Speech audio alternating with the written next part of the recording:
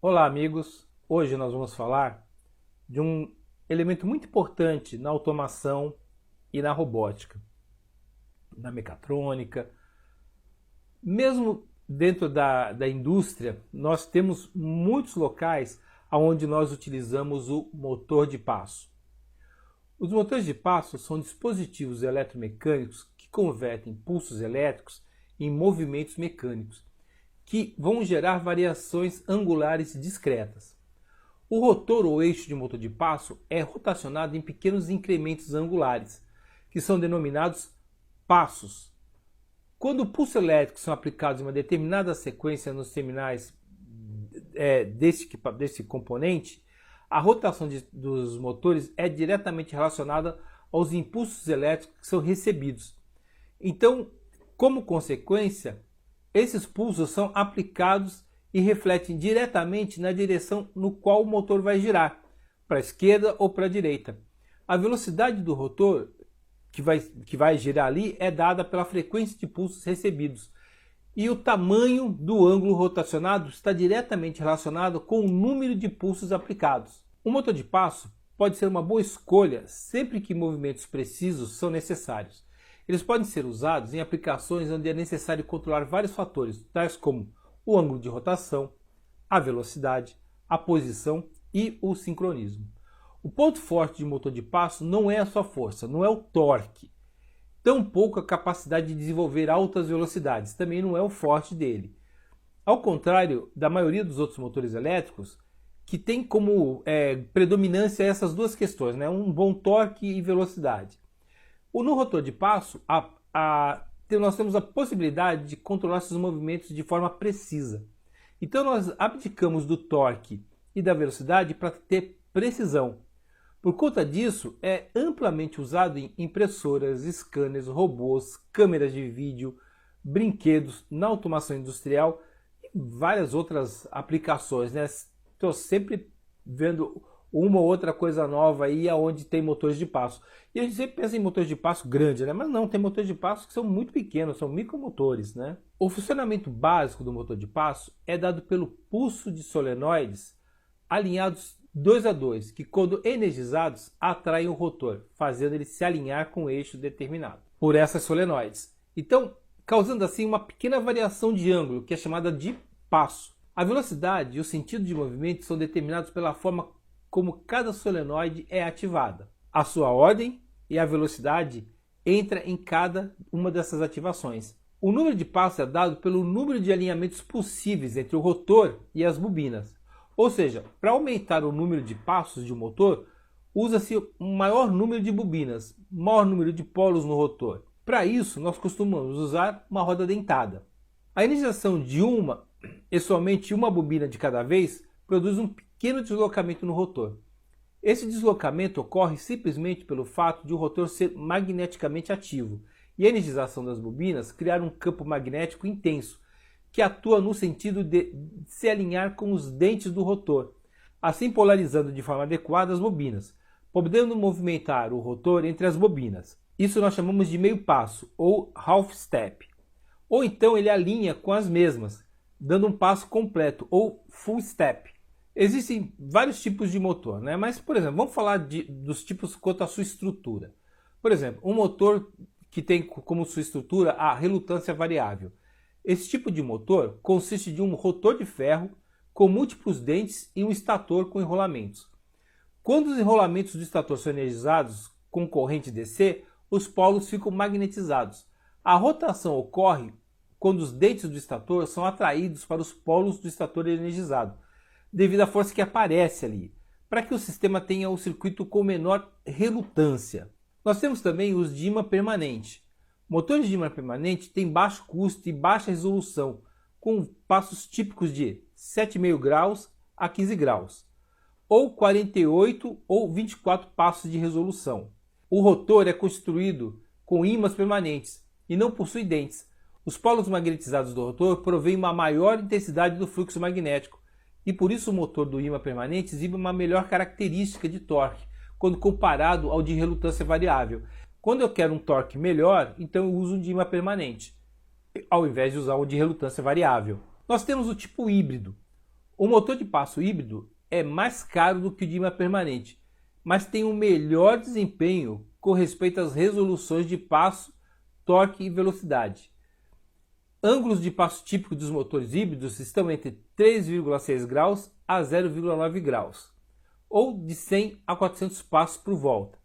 O motor híbrido combina as melhores características do ímã permanente e o motor de relutância variável. O rotor é multidentado, como motor de relutância variável, e contém um ímã permanente ao redor de seus eixos. Agora, nós também temos uma característica que a gente pode dividir os motores de passo quanto à sua forma de operação. Nós temos os motores unipolares. O motor de passo unipolar tem 2 enrolamentos por fase, um para cada sentido de corrente, desde que neste arranjo um polo magnético possa ser invertido sem comutar o sentido da corrente. O circuito da comutação pode ser feito de forma muito simples. Por exemplo, por um único transistor drivando esse motor de passo. E isso, lógico, um transistor para cada enrolamento, né? Tipicamente, dado a uma fase, um terminal de cada enrolamento é feito como um terra. Então, nós temos lá 3 ligações por fase e 6 ligações para um motor bifásico típico.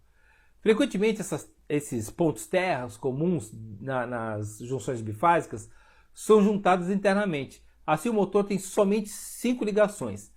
A resistência entre o fio comum e o fio de excitação da bobina é sempre metade do que entre os fios de excitação da bobina.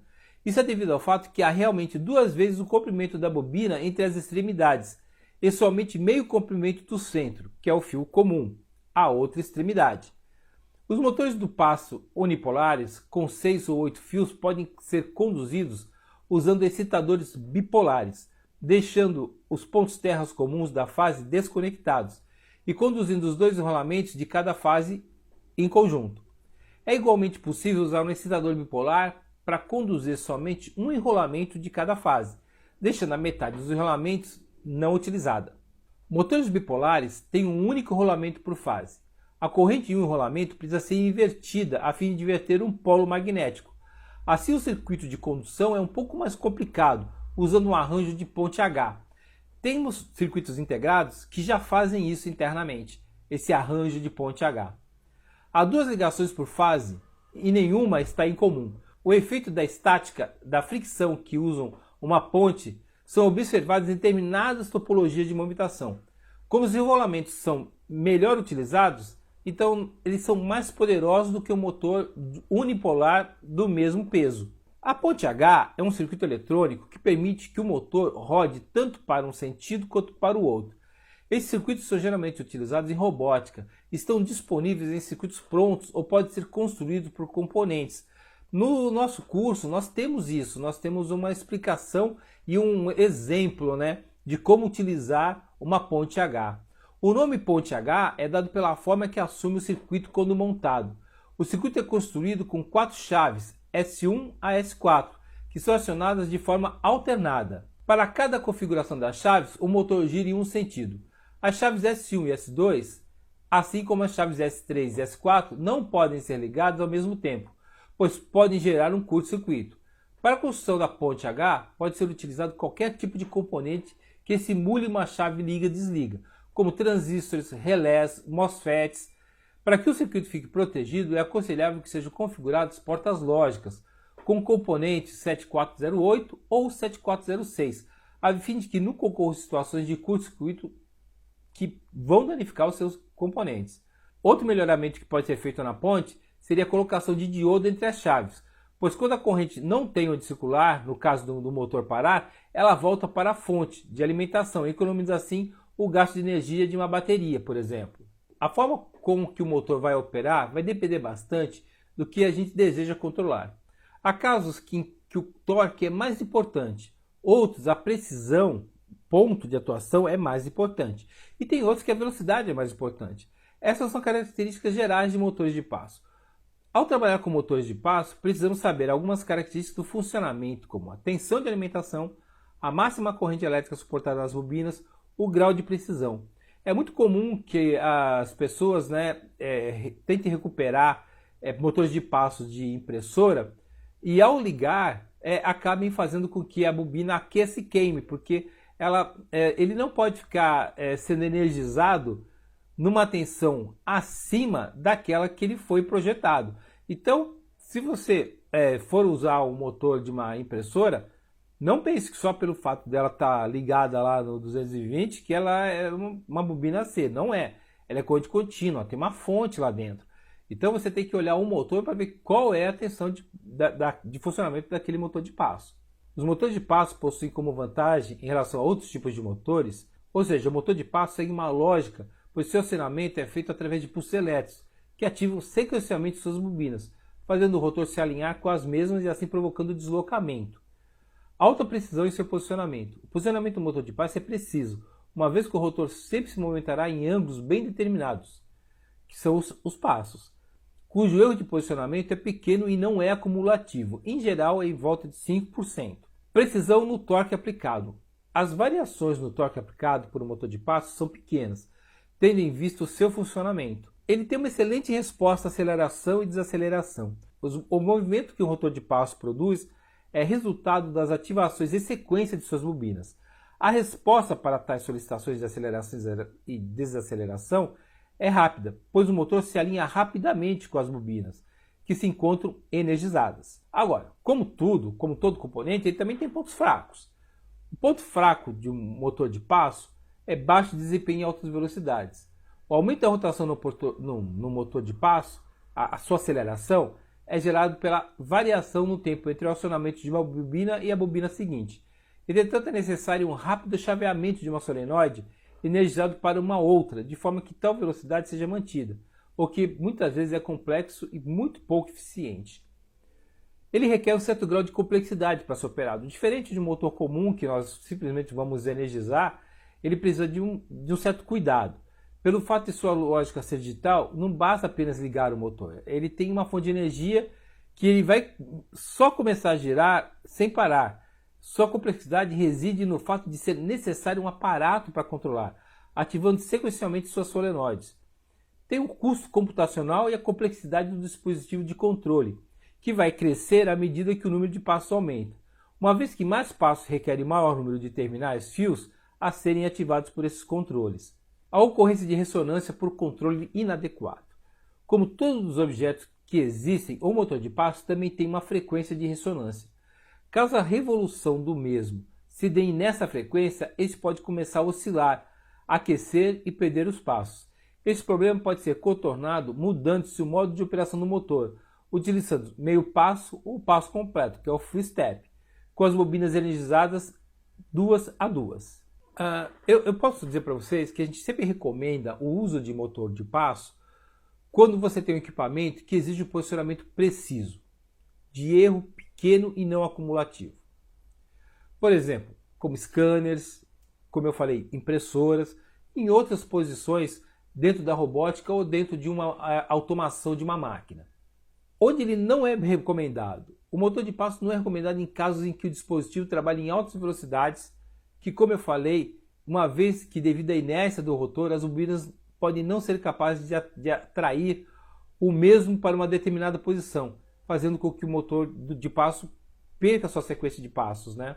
Eu vejo assim que quando você começa a aprender eletrônica, automação, uma das primeiras coisas que você quer fazer é fazer movimentos, né? Quando você está trabalhando com robótica, a primeira coisa que você quer fazer é fazer um pequeno robô, um carro, alguma coisa assim. E você vai ter que dar de cara no uso de um motor de passo. Então, para você utilizar e não gastar muito dinheiro, o que eu falei ainda há pouco sobre você reciclar de impressoras ou scanners é sempre um bom caminho. Você pode reciclar esses motores, dá para você fazer coisas muito interessantes com eles.